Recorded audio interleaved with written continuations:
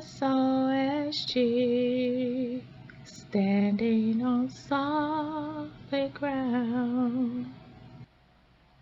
Hello, this is Kim Jones with Standing on Solid Ground. I am your host of this motivational and inspirational podcast. And today I am going to be speaking on bravery or being brave. That's my next layer of my solid ground. I am getting ready to close up on my layers, and this is, I believe, the next to the last layer. I am going to be speaking about bravery every day that anyone can face a new morning or a new opportunity, a new job, when you are going to work as a doctor or a nurse or a firefighter or police officer or any job that requires you to be brave. It is a blessing. It's a blessing. Being brave can fall on many levels. It's not just a superhero like Superman or Batman, but it's those individuals that are willing to take a risk to do something that is possibly against nature. It could be possibly just impossible to do, but they do. I remember when I watched a program where a gentleman wanted to walk across a tightrope over the Grand Canyon. That was bravery. That was scary for me to watch, but he made it. And he walked from, I believe it was from New York over to Canada, I believe it was. But at any event, that within itself was bravery. I also watch nature programs where I see swimmers or divers go into the ocean, and they're among sharks or just any type of predator that could attack at any time, eels, and they have jellyfish, and they just swim and just out down there taking pictures. That's bravery. And that is bravery on levels that most of us wouldn't even take challenges on. I remember watching Evil Knievel as a youngster, how he used to do some of those daredeviling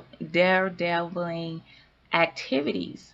And oh my gosh, it would be amazing to watch him jumping over buses or jumping over bikes or whatever his mission was for that day. That's bravery. But sometimes bravery is being who you are. I know that a lot of us at some point or time in our lives where we look at other people and we say, I wish I could be that person, or I wish I can look like that person, or I wish I can have the money like that person or live like that person. And we envy them. We want to have that luxurious life, or that life of happiness where someone may have a perfect marriage, or someone may be living in that most beautiful home or driving the most fanciest cars. But I found out that if I can just be happy with being me, and not try to fill shoes that I don't know how they got to where they are. I don't know what struggles or what fights that they braved through to get to that point. To just be me is brave enough, because the challenges that I face on a day in, day out basis can be very challenging. It can be painful. It can be just overwhelming. And when you don't have anyone to talk to, or when you don't have anyone that you feel like you can sit down and confide in and just pour out your heart to, you have yourself, but I have God. I lean on God a lot. I trust in God a lot. I pray to him, I talk to him, I complain to him, I fuss about certain things to him. I just go to God for everything. And I know that in his army, in God's army, when you are a Christian, you have to be brave, because there are a lot of people that do not believe in Christ. There are a lot of people that do not believe in God. There are those who do not feel like heaven and hell even exist. So when you speak like I do about God and about heaven and about hell, or about anything that's associated with Christ, that's a brave move, because you are opening yourself up to be put down, to be criticized, to be scrutinized, to be talked about. That's bravery. I remember reading through many chapters of many books where they talk about the bravery of so many, like David and Goliath. You're looking at David. David was a small man. Goliath was a giant, but he defeated him. That was brave, to even want to fight him, let alone defeat him. To fight him would have been an intimidation to many people. And he fought him and won.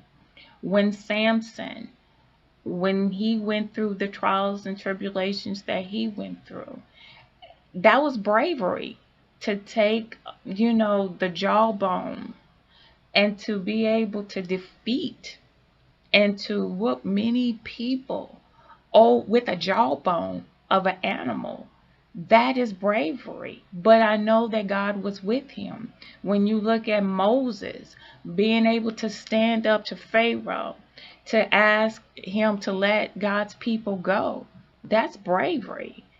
And so when we look at the many fights that many Christians have fought, or many God-fearing people have fought throughout the history, it's brazen.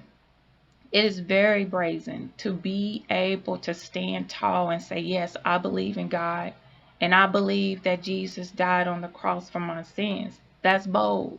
That's brave. And you cannot let anyone push you off or brush you off and call you a lunatic. The Bible even said that we are a peculiar people. We're already peculiar. In other words, we're already strange. We're going to be strange to those that don't understand what we do, who are we following, and what we believe in. We're going to look strange. We're going to be that radical, so to speak, in their eyes. But it's okay as long as you stand your ground, and as long as you hold tight and hold fast to your faith. They may say some very mean things to you, and they may put you down and laugh at you and mock you, but so that they did it to Jesus Christ himself. They did it to Paul. They've done it to Peter. They've done it to so many different prophets throughout the Bible. But because of the braveness that they had within them, because God had instilled that bravery within their soul, they push forward even until the end, whatever that end may be. Elijah himself, he was a great prophet. He walked this earth. He did miracles. He spoke to people. He preached. He healed. He did everything that God told him to do. But he didn't die. A chariot of fire came and lifted him up and took him into the heavens, where Elisha stayed behind and got a double portion of whatever Elijah had. These miracles, these men are of great bravery. And we, in today's time, we need to pick up that scepter that they have carried and push forward and use that which they have shown us to our good, to be brave no matter what has been said, no matter what has been done, or no matter what people may or may not believe. Just like I would respect you if you didn't believe in God, or believe in heaven, or believe in hell, or believe in any of that, I will respect that. I just ask for that same respect. That because I do believe, Don't criticize me because I believe, but just have respect for me. And let me do as I do, like I will allow you to do what you do, because I'm not going to put you down because of what you don't believe. I will respect you for that. Our bravery is not sized up by who we are among men, it's how we are looking in the eyes of God. My life belongs to God. My life is in His hands. And I am going to be brave to be me, to be like God. I cannot be like anybody else on this earth. I cannot have the things that everyone else have on this earth because it wasn't meant for me. If it was, I would have it. But because I don't have it, I don't envy them for it. I thank God that they were able to have it.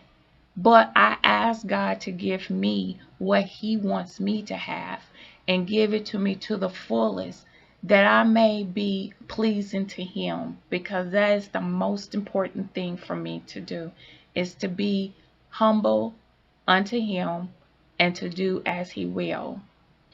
So, as I end today, be brave, be bold in who you are, be thankful for who you are.